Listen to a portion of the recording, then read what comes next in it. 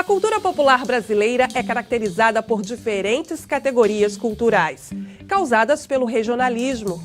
Na cultura popular brasileira é possível verificar variações na música, na dança e na gastronomia. A música sertaneja, a capoeira, o folclore, a literatura de cordel e o nosso samba são elementos importantes da cultura popular brasileira. Gente boa, onde Aniceto está? Foi pra bem longe. Quero ver quem vai dizer em versos. Onde se esconde. Gente boa, onde Aniceto está? Foi pra bem longe. Quero ver quem vai dizer em versos. Onde se esconde. Vou sair, mas volto já, meu bem. Eu não demoro. Vou pegar o parador ali. Em Deodoro. Lá na casa do Osmar tem um pagode bem legal.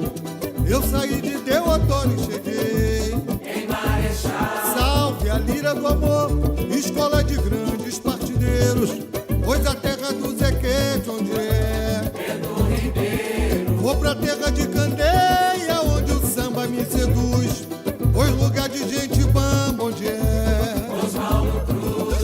gente boa, onde Aniceto está. Foi pra bem longe. Quero ver quem vai dizer em versos. Onde se esconde. Gente boa, onde Aniceto está. Foi pra bem longe. Quero ver quem vai dizer em versos. Onde se esconde. Lá na minha portela, ninguém fica de bobeira.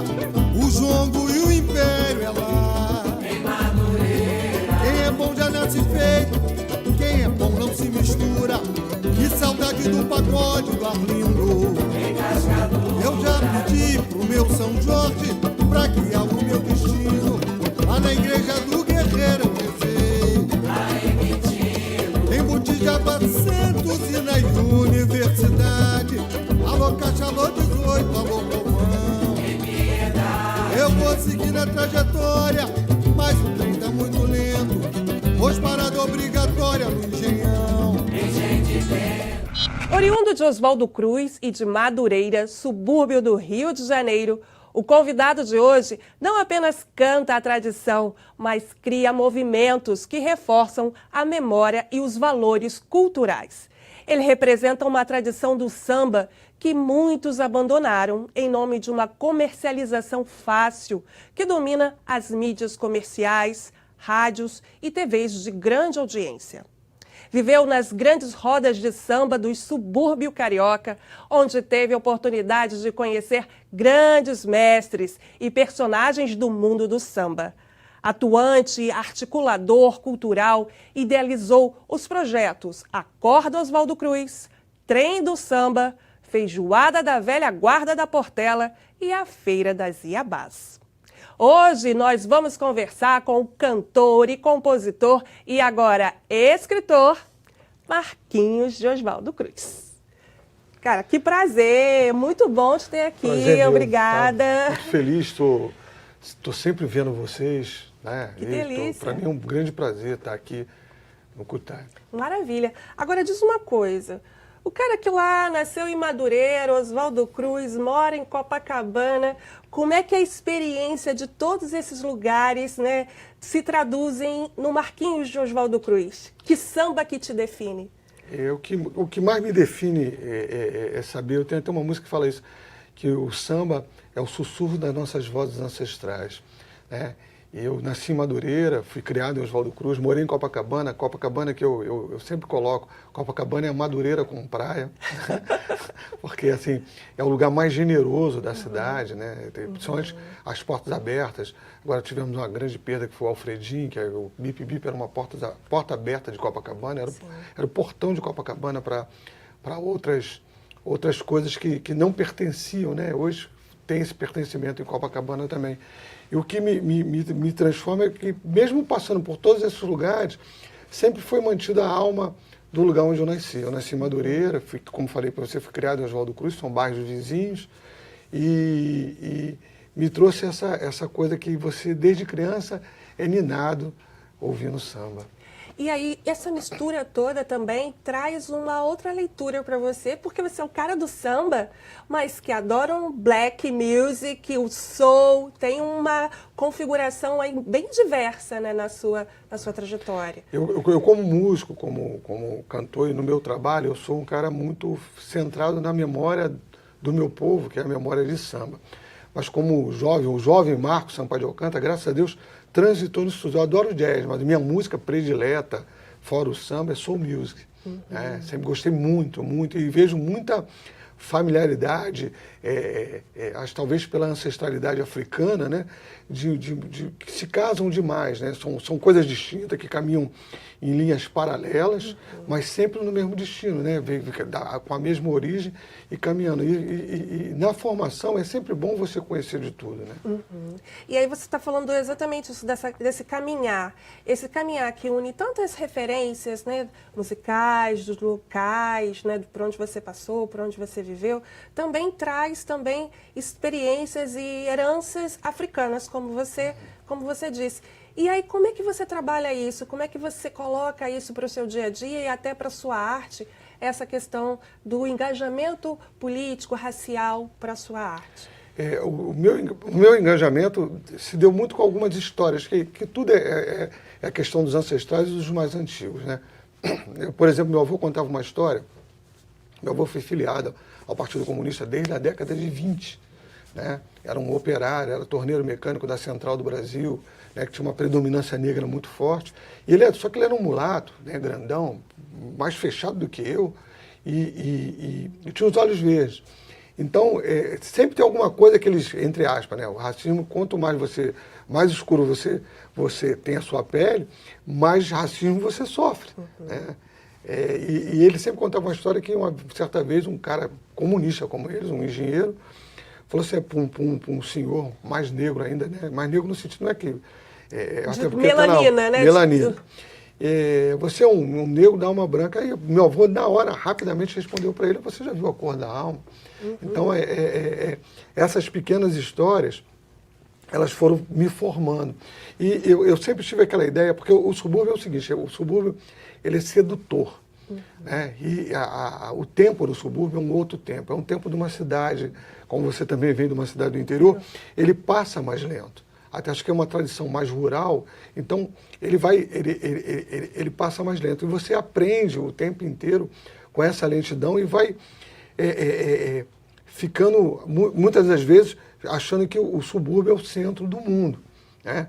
Eu tive na minha formação coisas que me fizeram sair só do subúrbio, algo que eu amo, algo que eu tenho na minha tradição, que me formou, mas eu consegui sair de outras formas. Eu era um moleque, vamos dizer assim, hoje mais agitado. Eu fiz esporte, eu fiz atletismo. O atletismo me deu a minha formação, até porque o atletismo é um esporte que todos fazem, um esporte que só precisa do corpo, que deu a minha formação, principalmente minha formação na questão racial, né? Que eram quase todos nós negros, e com um orgulho imenso de ser negro, naquele momento em que pra gente, tudo que era mais feio, era o teu cabelo é feio, o teu cabelo é duro, o teu cabelo é ruim. De muita repressão. Era muita repressão e repressões que você não percebe, mas elas vão acontecendo. Então, e você absorve aquilo. No atletismo, você já se colocava de uma outra maneira, né? Tinha aquela autoestima. E a Grande Madureira, ela teve sempre uma coisa muito legal. Ela, por ser um local de uma predominância negra, até por conta da escravidão, né? E era um lugar rural, de fazendas, mas recebeu várias minorias. Então, em Madureira nunca teve esse negócio de tolerância. Né?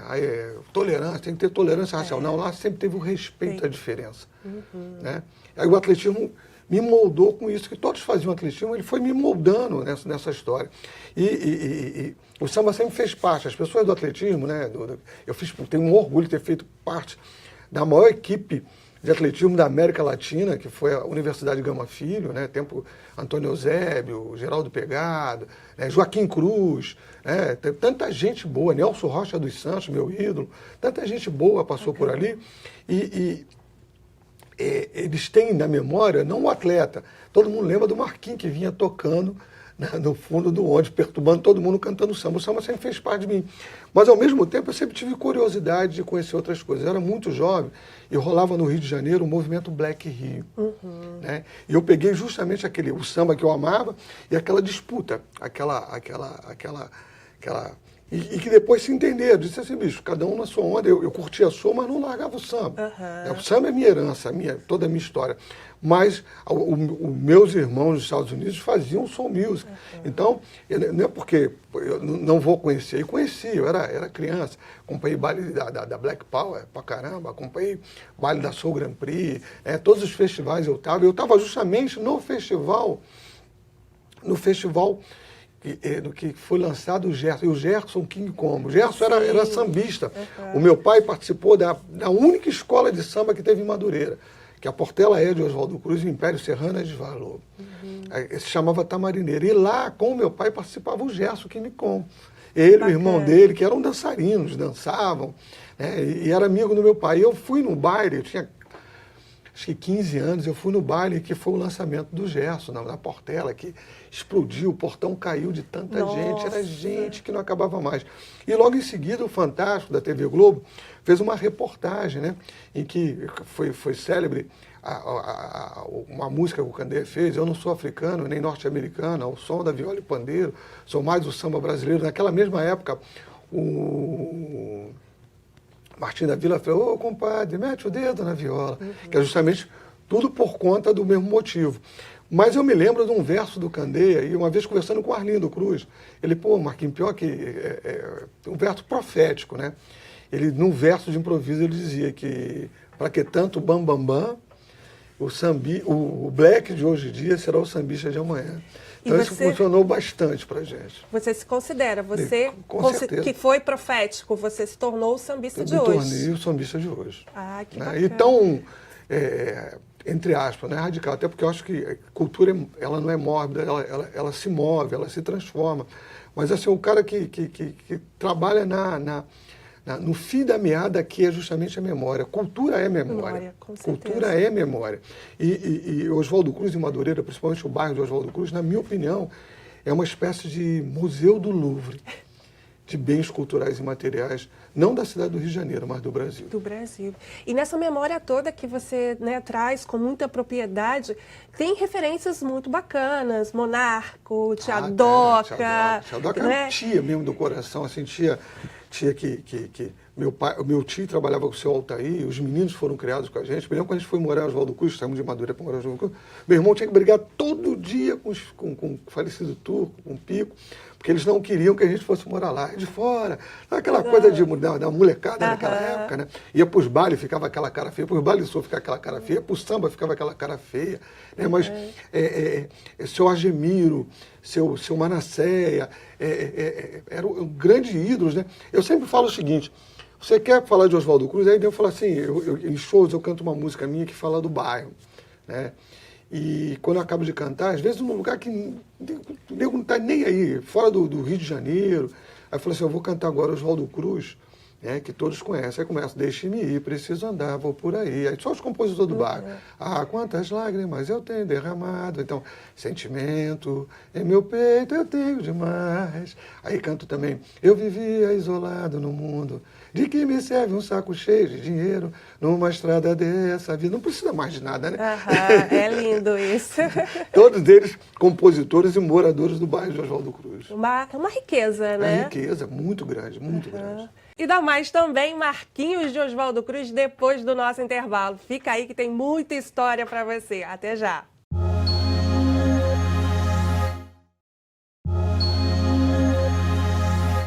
Hoje eu estou conversando com o cantor, compositor e escritor Marquinhos de Oswaldo Cruz.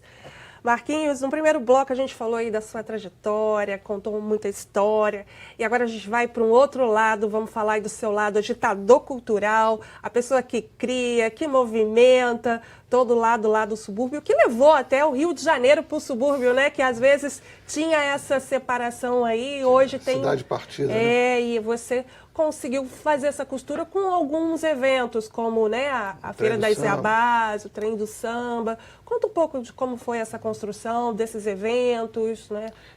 Sempre a música, ela sempre foi primordial. No primeiro era chamar a atenção da comunidade de Oswaldo Cruz para a sua história, né?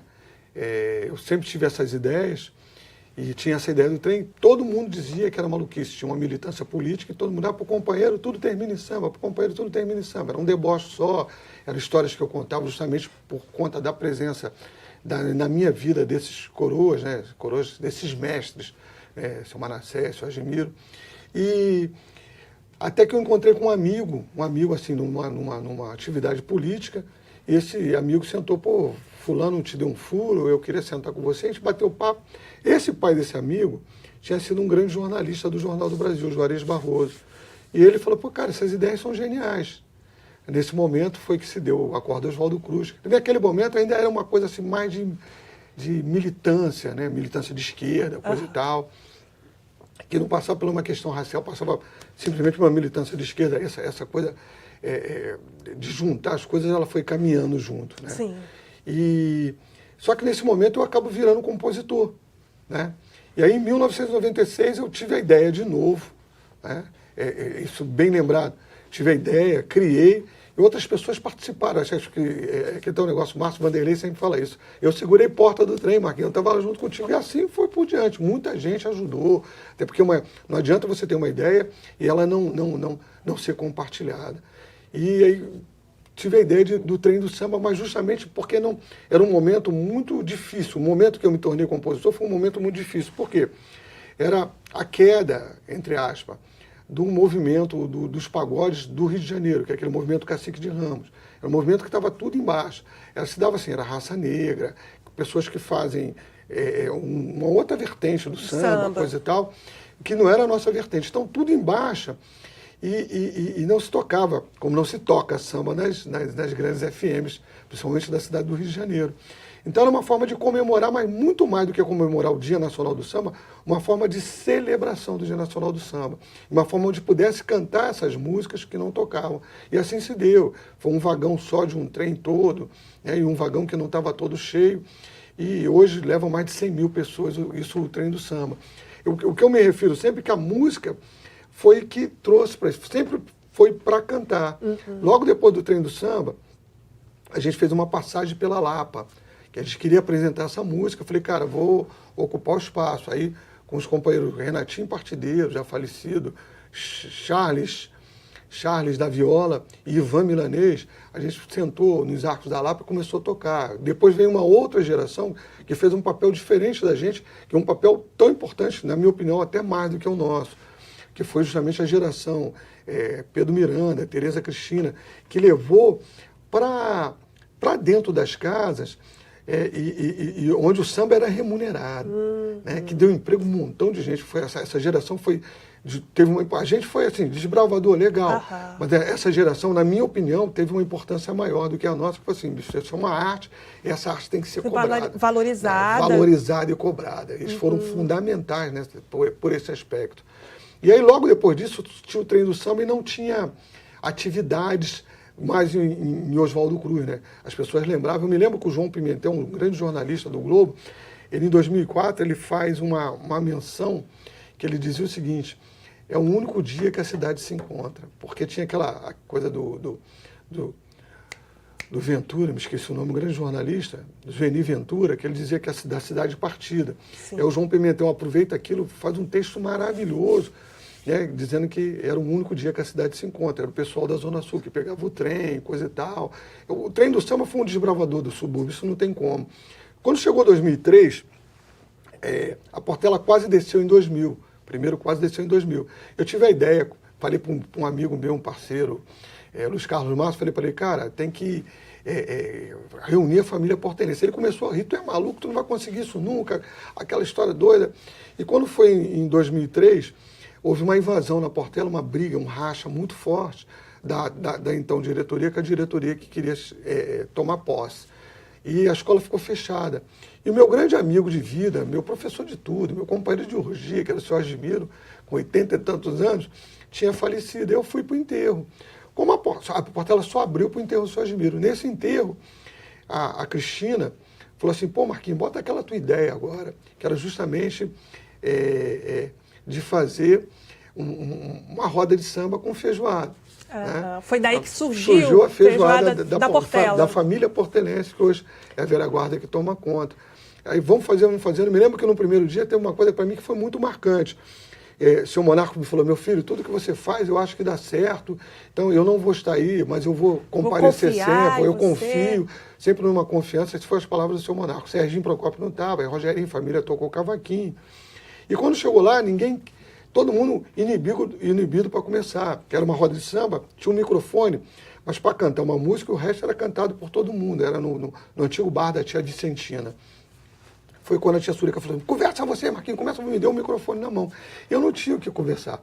E uma das minhas formações foi uma formação católica e católica pela teologia da libertação. Sim. E eu me lembrei de uma história e contei para todo mundo aquela história. Eu falei, gente, tinha um padre, pô, aí tu falar de escola de samba, tu chega lá, tinha uma falando história... de padre. E que tinha uma vila e ele fundou uma igreja. A vila se tornou cidade e a igreja virou uma grande igreja. Só que nesse dia, anos mais tarde, o padre morreu. Isso todo mundo me olhando. E com essa morte do padre, todo mundo dizia que a igreja morreu e futuramente a cidade também ia morrer.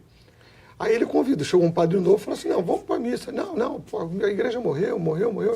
Esse padre novo falou o seguinte, então vamos fazer o seguinte, vamos assistir a missa de corpo presente. Legal? Ele morreu, então vou fazer a missa. Aí chamou todo mundo para a igreja. Eu me lembro todo mundo me olhando, aí quando eu contei a cena para as pessoas, falei, e lá tinha um caixão. No final da missa ele chamou todo mundo para ver esse caixão. E quando as pessoas se aproximavam do caixão, quando olhavam o caixão, o que tinha no caixão? Um espelho. Aí eu comecei a falar, porque eu me emociono, que a Portela não é o Carlinhos Maracanã, que a Portela não é o Portelão, a Portela somos nós. Né? Cada um dos portelenses. Aí comecei a chorar e comecei a cantar. Avante, portelense, para a vitória, não vê que seu passado é cheio de glória. Nós cantamos o hino da escola por uns 10 minutos, as pessoas choravam. Eu me lembro, muito amiga do Filó, Dona Manci, a lágrima descia e a gente cantando. Aí a velha guarda parava, eu voltava a cantar e dizia, cada portelense traz 5 portelenses, cada portelense traz 5 portelenses. Uma pena, ao mesmo tempo foi uma coisa legal, que todas as escolas de samba depois repetiram isso. Delícia, nossa, é muita história, a gente não consegue nem cortar, quer ficar só te ouvindo falar o tempo todo. Eu falo demais. E a gente também quer te ouvir cantar, a gente tem aqui um vídeo, vamos ver aqui, um vídeo que tem você, vamos lá.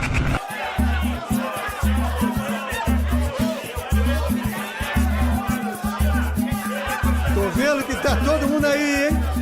Segura que o trem do samba vai sair, gente!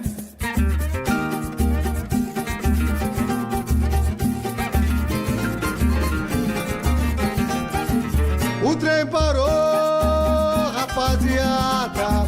Chegou a hora de tomar uma gelada. O trem parou, rapaziada. Chegou a hora de tomar uma 16ª estação de trem do ramal da Central do Brasil. O que lá mais tem? Trabalhadores humildes, gente de bem, que fazem sambas com poesias mil. Oh, 16ª estação de trem do ramal da Central do Brasil. O que lá mais tem?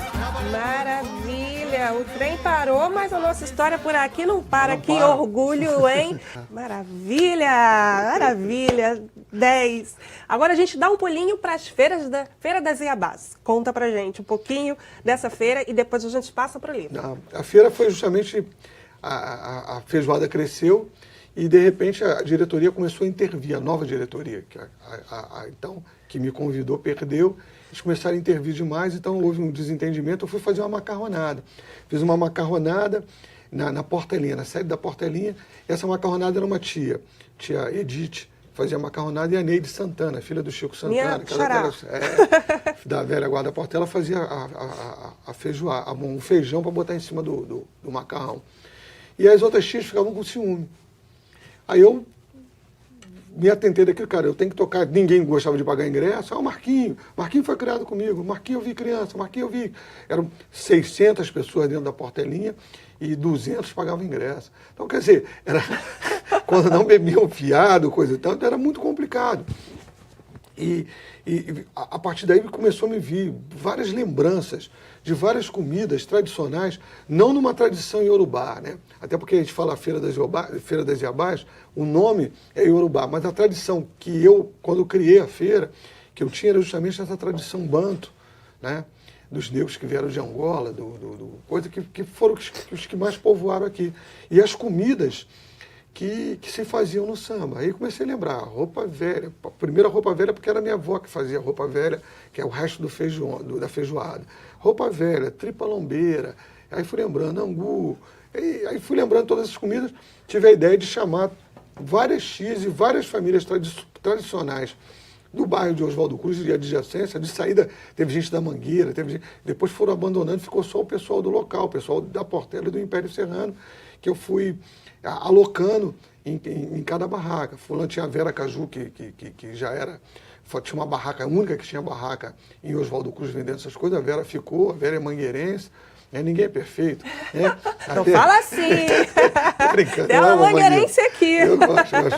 A Vera, a Romana, que é imperiana, a Jussara, que é da família fundadora do Império, as pessoas da Portela.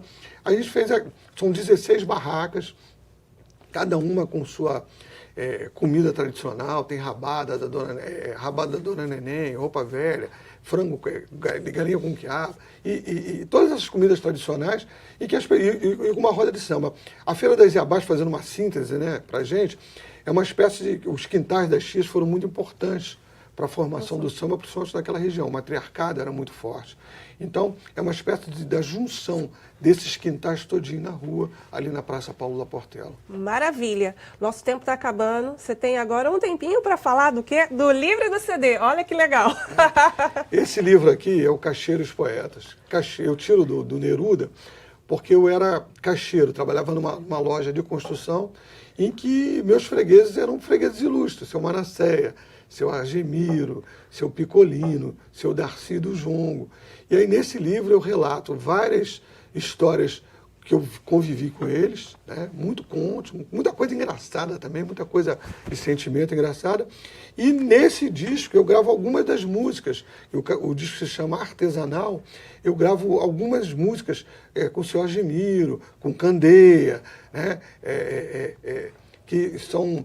Esse disco foi produzido por Márcio Vanderlei, grande amigo, grande maestro, e os arranjos do Rafael dos Anjos e do Leandro Pereira, né? É um disco que tem músicas com esses grandes autores e algumas com outros grandes autores também, com Toninho Nascimento, Luiz Carlos Máximo, tem muita gente boa aqui. Delícia. Bem, eu só posso te agradecer. O papo foi excelente. Eu queria ficar aqui horas e horas conversando com você. Sem dúvida, muita história para contar, muita herança. Agradeço muito. Que a divindade da música sempre abençoe você. Muito sempre obrigado. muito sucesso. Obrigado mesmo. Axé. Axé. É isso. Eu conversei com o cantor, compositor e escritor Marquinhos de Oswaldo Cruz. E para rever essa entrevista e todas as outras, é só acessar www.alerj.rj.gov.br ou www.cutne.com.br. Obrigada pela audiência e até o próximo programa, quando estaremos, juntinhos mais uma vez. Até lá! O Cutne é um acervo de poder, sabe? Para mim, é um dos poucos lugares, é uma das poucas instituições, e eu digo instituição mesmo, né? Que tem essa preocupação de assegurar a memória, né? E do samba, né? Da fonte do samba e da fonte de movimentos negros, nossa, em geral.